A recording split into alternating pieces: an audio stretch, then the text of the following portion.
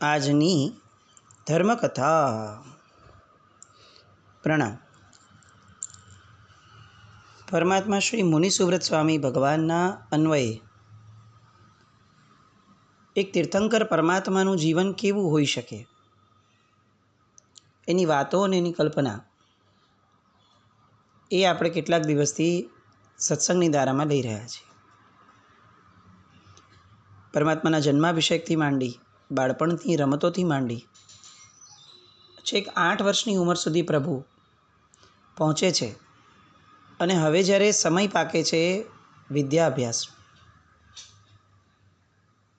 એટલે અહીંયા સામાન્ય માતા પિતાની જેમ રાજા રાણીને પણ એવું થાય છે કે હવે અમારા બાળકને અમારે ભણવા માટે મોકલવો જોઈએ.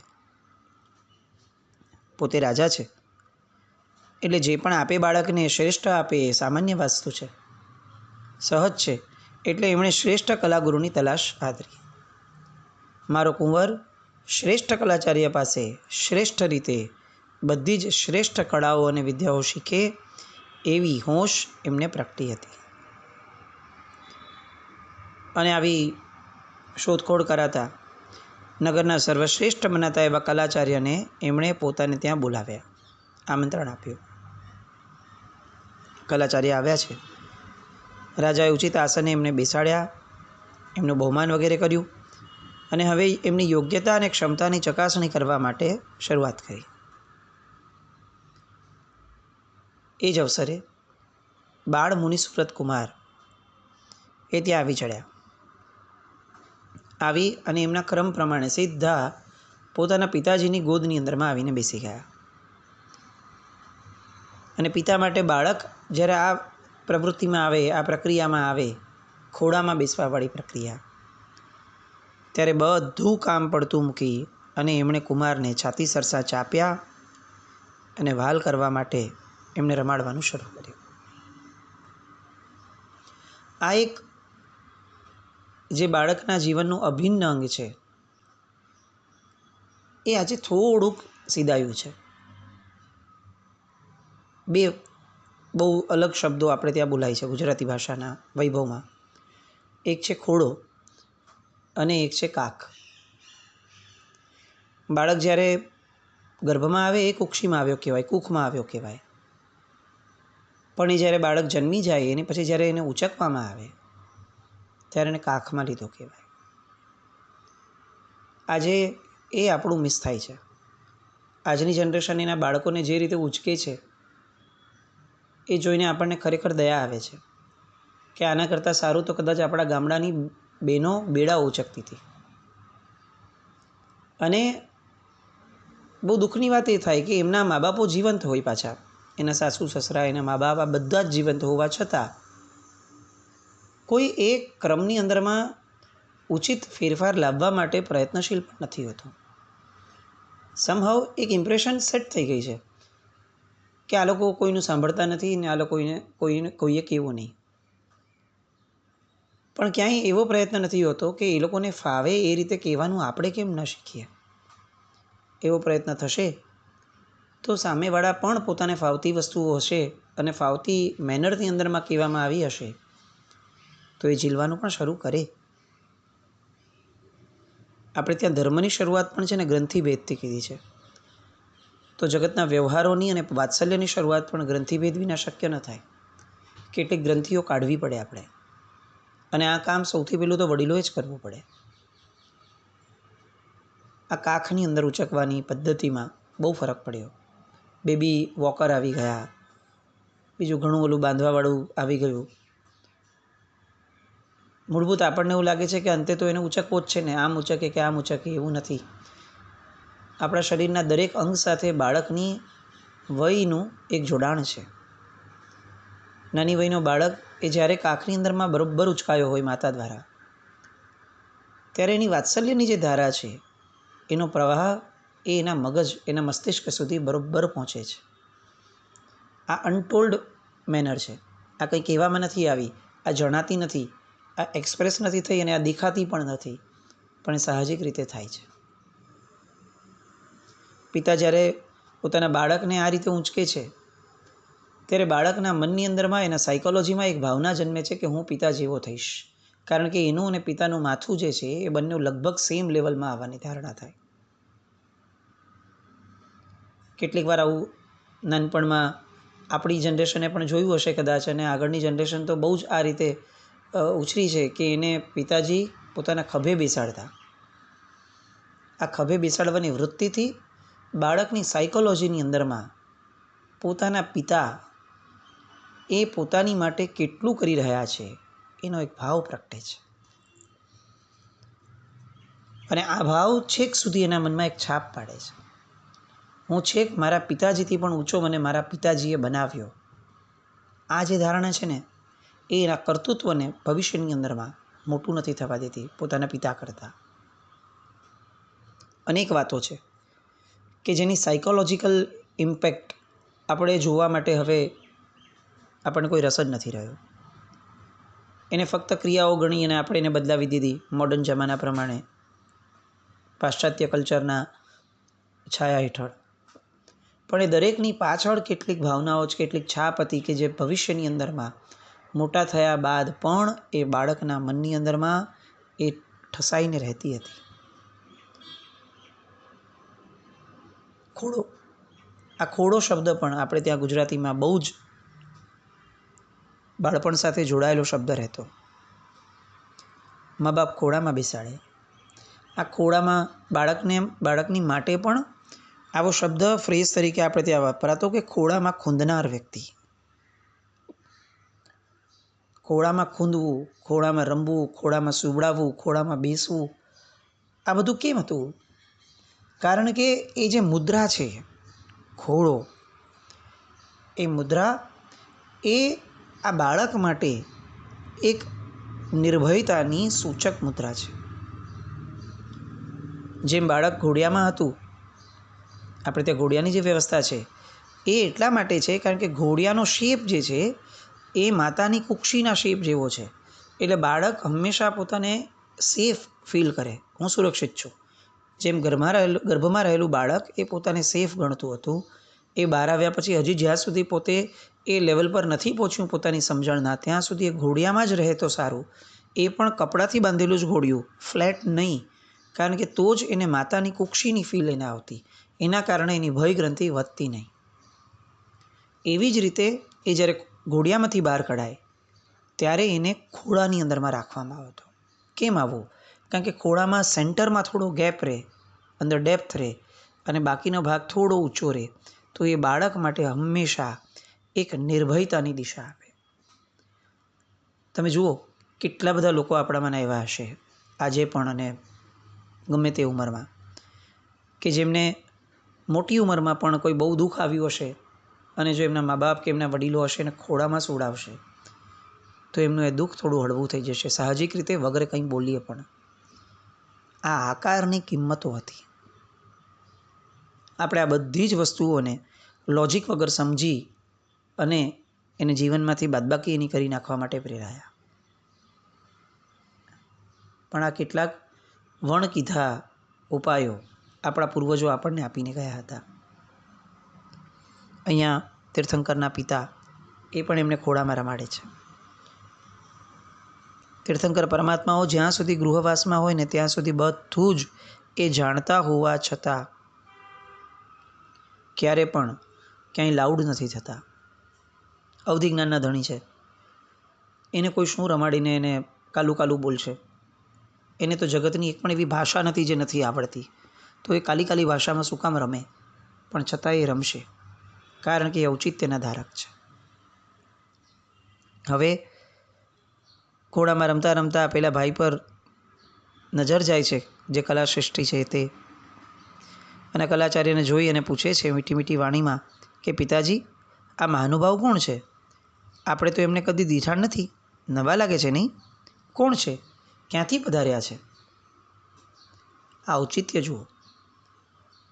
સમજે છે પોતે કે આ કોણ છે. 8 વર્ષની ઉંમર થઈ છે, સહજ જ્ઞાનથી પણ સમજાઈ જાય કે આ કલાચાર્ય લાગે છે, પણ તેમ છતાં પોતાની કુતૂહલ વૃત્તિ, કારણ કે બાળક છે. મોટાઓ હંમેશા બાળકની આગળ કેટલુંક એક્સપેક્ટેશન જ રાખે. 8 વર્ષની ઉંમરનો બાળક 18 વર્ષના કે 28 વર્ષના જેવું બોલે તો એ કદાચ એને લોકો ગ્રોથ સમજતા હશે, પણ મા બાપ માટે એ ક્યારેય એક્સેપ્ટેડ એટલે થતું નથી, કારણ કે એની ઉંમર વય પ્રમાણેનું એનું ઔચિત્ય એ એમાં જળવાતું નથી.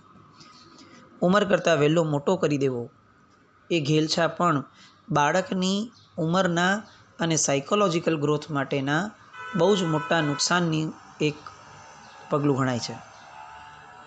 રાજાએ લાડ કરતાં કહ્યું કે બેટા, એ તો આપણા નગરના શ્રેષ્ઠ કલાચાર્ય છે. હવે તમને બધી કળા અને વિદ્યા શીખવવાના છે ને, એટલા માટે એમને બોલાવ્યા છે. તો તું જઈશ ને બેટા એમની પાસે? અને બાળક હવે પોતાનું ઔચિત્ય શરૂ કરે છે. મુનીશ્વર સ્વામી ભગવાન જુઓ કેટલી સરસ રીતે મૂકે છે ને, એ જોવા જેવી વસ્તુ છે. પોતે જ્ઞાની છે આવું ક્યાંય જતાવવું નથી, અને પોતાને હવે ભણવાની જરૂર છે એવું પણ જતાવવું નથી. પોતે આમ પણ તીર્થંકરના આત્મા છે, એટલે કદાચ કોઈ ભણાવવાની ચેષ્ટા શરૂ કરશે તો ઇન્દ્ર પોતે જ એનું સિંહાસન ચલાયમાન થઈ જશે કે ભાઈ આ જગતની અંદરના શ્રેષ્ઠતમ વ્યક્તિનું અપમાન થઈ રહ્યું છે, એટલે આવું જ્યારે જ્યારે થાય ત્યારે ત્યારે એનું સિંહાસન ફરીથી ચલાયમાન થાય. પરમાત્માની ઉર્જાઓ એ એટલી બધી સતેજ છે કે જ્યારે ને જ્યારે કંઈક નબળું થવાનું હોય એટલે તરત જ આ જગતના માલિકનું સિંહાસન ચલાયમાન કરીને એને વોર્ન કરે, એને વોર્નિંગ બેલ વગાડે કે તરત આવ ભાઈ, આ તારે ત્યાં ખોટું થઈ રહ્યું છે. આ પ્રકૃતિગત વ્યવસ્થા છે, કારણ કે પ્રકૃતિ ઈચ્છે છે કે આમનું લેશ માત્ર પણ અબહુમાન ન થવું જોઈએ. રાજાએ તો સંમતિ આપી કે તમારે એમની હારે વાત કરવી હોય તો કરો. અને કુમાર કહે છે કે મારે કેટલાક પ્રશ્નો છે, તો પિતાજી પૂછું? અને હવે પૂછવાનું શરૂ થાય છે. પેલા કલાચાર્ય સામે નજર નોંધી ઠાવકાઈથી શાસ્ત્રોના અતિ કઠિન એવા પ્રશ્નો એમણે રજૂ કરવા માંડ્યા. એક પછી એક એવા પ્રશ્નો કે જેને ઉકેલ મેળવવાની ઉપાધ્યાય એટલે કે કલાચાર્ય જે છે એની વર્ષોની મથામણ પણ વ્યર્થ ગઈ હોય એવું એને લાગવા લાગ્યું. એક મુગ્ધ 8 વર્ષના બાળકના મોઢે આવું બધું સાંભળવામાં પેલા કલાચાર્યને તો કાપો તો લોહી ન નીકળે એવી સ્થિતિ ઊભી થઈ. એક પણ પ્રશ્નનો જવાબ નહોતો આવડતો એમને. આપણને એવું લાગે કે અહીંયા કુમાર મુનીશ્વર સ્વામી ભગવાન શું પ્રૂવ કરવા માંગતા હતા, કે પોતે વધુ જ્ઞાની છે અને પેલો કલાચાર્ય બહુ એટલો જ્ઞાની નથી, તો હવે હું એની આગળ ભણવા નહીં જાઉં. દેખીતી રીતે આટલા સીનની અંદરમાં તો આપણે આ જ વિચાર કરીએ આપણા જેવા માણસો. પણ ભગવાન આ દ્રશ્યનો ઉત્તરાર્ધ હવે ફરી શરૂ કરે છે અને એના દ્વારા આપણને સમજાય છે કે આ ભગવાન કેમ છે. જેવું કલાચાર્યનું મોઢું નબળું પડી ગયું, હજી કંઈ બોલ્યા નથી કે મને આ નથી આવડતું, કારણ કે એવું બોલવું એ ઈચ્છતા પણ નથી. મુનીશ્વર સ્વામી ભગવાન પોતે વિચક્ષણ છે, વિવેકી છે અને સંપૂર્ણ સમયજ્ઞ છે, સમય પ્રમાણે વર્તનારા છે. એટલે તરત જ એમણે ચતુરાઈથી પેલા કલાચાર્યનું નબળું ન દેખાય એ રીતે વાત વાળી અને પોતે જે પ્રશ્નો પૂછ્યા હતા તે પ્રશ્નોના જવાબ સાથે એમણે પૂછ્યું કે સાહેબ, આ આવું ન થઈ શકે? જો આનો ઉકેલ મને આમ નથી ચડતો, પણ તમને લાગે છે કે આ જ હશે? એમ કરી એક પછી એક ઉકેલ એ જણાવતા ગયા અને પ્રશ્ન રૂપે જ જણાવતા ગયા.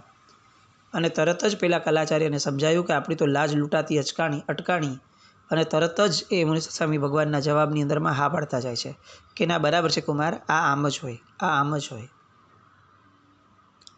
પેલા રાજા માટે આ અંતિમ દ્રશ્ય જે આવ્યું ને, એણે ક્યાંય એવી છાપ ન છોડી કે આ કલાચાર્યમાં અક્કલ નથી અથવા કલાચાર્યમાં ઓછી અક્કલ છે મારા દીકરા કરતાં. કલાચાર્યનું પૂરેપૂરું માન જળવાયું. રાજા પણ બહુ ખુશ થયા. પેલા કલાચાર્યને પણ ખ્યાલમાં આવ્યો, એની ખેલદિલી દ્વારા સમજાયું કે આ મારા કેટલાય અગણિત અટ્ટાપટ્ટા કોયડાઓ એનો અનાયાસે આજે ઉકેલ લાવવા માટે જ આ ભગવાન એ અહીંયા આવ્યા છે. અને રાજાજીને પણ પ્રતીતિ થવા લાગી કે આ રાજકુમાર તો સ્વયં સંબુદ્ધ આત્મા છે.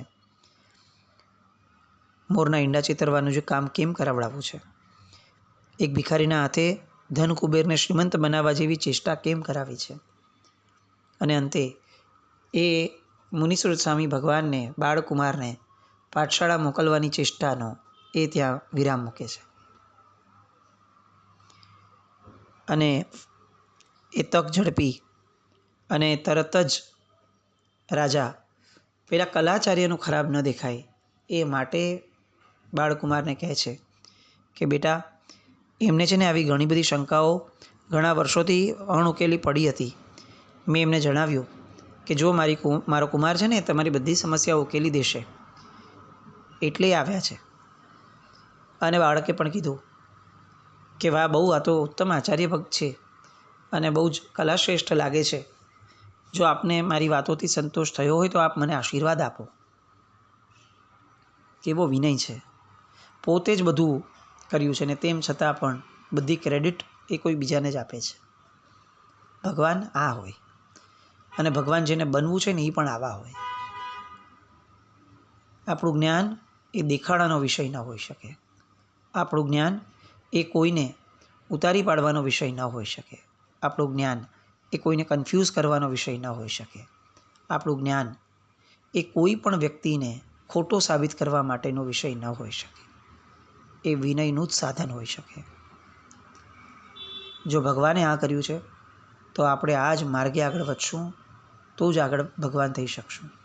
આ વાત આપણા મગજની અંદરમાં ઉતારવા જેવી છે. સમય વહેવા લાગ્યો. કુમાર મુનિસુરત હવે કિશોરાવસ્થામાં આવ્યા, યૌવનના ઉંમરે આવ્યા. રાજાજીએ એમને યુવરાજ પદે સ્થાપ્યા અને એમની સાથે અનેક રાજાઓની રાજકન્યાઓના લગ્ન કરાવડાવ્યા. મુખ્ય રાણી તરીકે પ્રભાવતી રાણી જે છે એ રાજકન્યાને એમણે સ્થાપી. લગ્ન જીવનના સુખદ ફળ સ્વરૂપે યુવરાજ મુનિસુવ્રતને પોતાની પ્રભાવતી નામની મુખ્ય પત્ની થકી સુવ્રત નામના પુત્રની પણ પ્રાપ્તિ થઈ.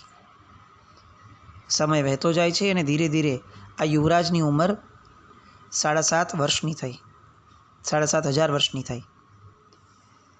હવે સુમિત્ર રાજા જે છે એ પાકટ ઉંમરે પહોંચ્યા. પોતાના કુળની એક પરંપરા હતી, એટલે કુળ પરંપરા અનુસાર એમણે વિચાર્યું કે મારે હવે મુનિસુરત કુમારને રાજ્ય સોંપી અને સંયમ પંથે નીકળવું જોઈએ. શરીર માટે ઘણું કર્યું, સંસાર માટે પણ ઘણું કર્યું, હવે તો આત્મા માટે જ કરવાનો સમય છે. એક ઉંમર થતાં આ જ્ઞાન એ આપણા સંસ્કૃતિમાં રહેલા વ્યક્તિઓને આવી જતું. અને એક આ પશ્ચિમી વિકૃતિ છે કે જે છેક છેલ્લા શ્વાસ સુધી ભોગોને છોડાવવા તૈયાર થતી નથી. બહુ કમનસીબી છે આપણી કે આપણા બાપદાદાઓ અબજોપતિ હોવા છતાં આપણને કોઈક ભિખારીની ઈર્ષ્યા થઈ અને ભિખારીની રહેણીકરણીમાં આપણને જીવવાનું મન થયું. પાશ્ચાત્ય સંસ્કૃતિ એ સાવ કંગાળ સંસ્કૃતિ છે. કંઈ આપતી નથી, ઉલટાકનું બધું જ લઈ લે છે એવી સંસ્કૃતિ છે, જેને કદાચ સંસ્કૃતિ જ ન કહી શકાય, એ વિકૃતિ જ છે. અને તેમ છતાં એવી વિકૃતિને અપનાવવા માટે આપણે આપણી સંસ્કૃતિના આપણા પૂર્વજો, એમની એ જાહોજલાલી, એમની એ ગુણમય અવસ્થા, એ બધાને દૂર હડસેલી અને આપણે આ વિકૃતિ તરફ આકર્ષાયા છીએ. વિનાશ કાળે વિપરીત બુદ્ધિ, આ વાત ક્યાંય આપણને લાગુ ન પડે એવી ઈશ્વરને આપણે પ્રાર્થના કરીએ. અને આપણી વિપરીત બુદ્ધિ એ સુબુદ્ધિ તરફ ફરીથી એક પાટે ચડી જાય એવો પુરુષાર્થ પણ આપણા દ્વારા થવો જોઈએ. આ કેવી સંસ્કૃતિ હતી! બધું જ સુખ હોવા છતાં એક ઉંમર થતાં સાહજિકપણે રાજા જેવા રાજાને પણ વિચાર આવતો કે હવે મારા આત્માનો કરવાનો સમય છે. અને એ રાજાના વિચારની પાછળ એમની રાણી એ ડગલે ડગલા માંડી અને નીકળી પડતી. ત્યારે એવું ન કહેતી કે તમને આવો વિચાર આવ્યો તો તમે નીકળો, મને હજી આવ્યો નથી, મને આવશે ત્યારે હું તમને જણાવીશ. કંઈ જ નહીં. આ ગુલામી ન હતી.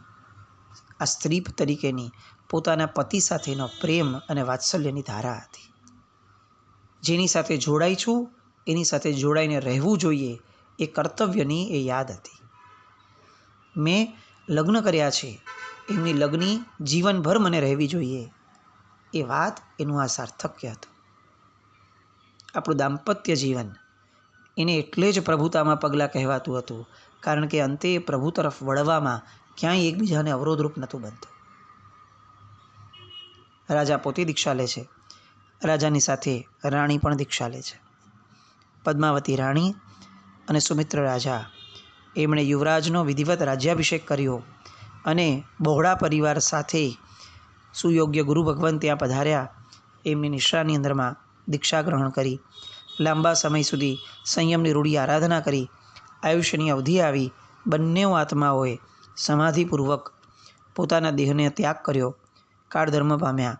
અને શાસ્ત્રકારો નોંધે છે કે મુનિસુવ્રત સ્વામી ભગવાનના માતા અને પિતા બંનેઓ મહેન્દ્ર કલ્પ નામના દેવલોકની અંદરમાં દેવગતિને પામ્યા. પ્રભુના પરિવારજન તરીકે જન્મેલ વ્યક્તિઓ પણ ઉત્તમ જ હોય. એ ક્યારેય પણ નીચા વૃત્તિવાળા અને નીચી ગતિમાં જવાવાળા પ્રાય કરીને ક્યારેય ન હોય. કારણ કે પ્રભુના પરિવારજન તરીકે જન્મવું એ પણ પરમ પરમ પરમ સૌભાગ્ય છે. આવું સૌભાગ્ય એ એમના માતા પિતાનું થયું. આપણે ઈચ્છીએ કે આપણા પરમાત્માના શાસનની અંદરમાં જન્મેલા તમામ બાળકો, એના માતા પિતાઓ એ પણ આવું જીવન જીવી, આવી સમજણ કેળવી અને આવી સન્મતિ મેળવી અને ઉચ્ચ ગતિએ જાય અને એમાં એ બાળકો એમને સહાયભૂત થાય. અને આવું થાય એ માટે રાજા ઋષભે જે સંસ્કૃતિ સ્થાપી હતી એ સંસ્કૃતિ આપણા મનમાં પુનર્જીવિત થાય. હવે આ યુવરાજ મુનિસુરત સ્વામી એ જે હવે રાજા મુનિસુરત સ્વામી બન્યા છે, એમનો રાજ્યકાળ કઈ રીતે જાય છે અને આગળ વધતા વધતા એમના જીવનમાં કઈ રીતે દીક્ષાનો વળાંક આવે છે, કોઈ એક પ્રસંગ બને છે. આપણે લગભગ આવું જાણવા નથી કે કોઈ એક પ્રસંગના આધારે આખી આ ઘટના આગળ વધે છે. એ શું પ્રસંગ હતો, એ પ્રસંગ અને એમની રાજ્યાવસ્થા આ બધા માટે ફરીથી મળશું. જીના આજ્ઞાવૃત્ત કંઈ પણ બોલાયું હોય તો મિચ્છામિ દુક્કડમ. જૈનમ જયતિ શાસનમ.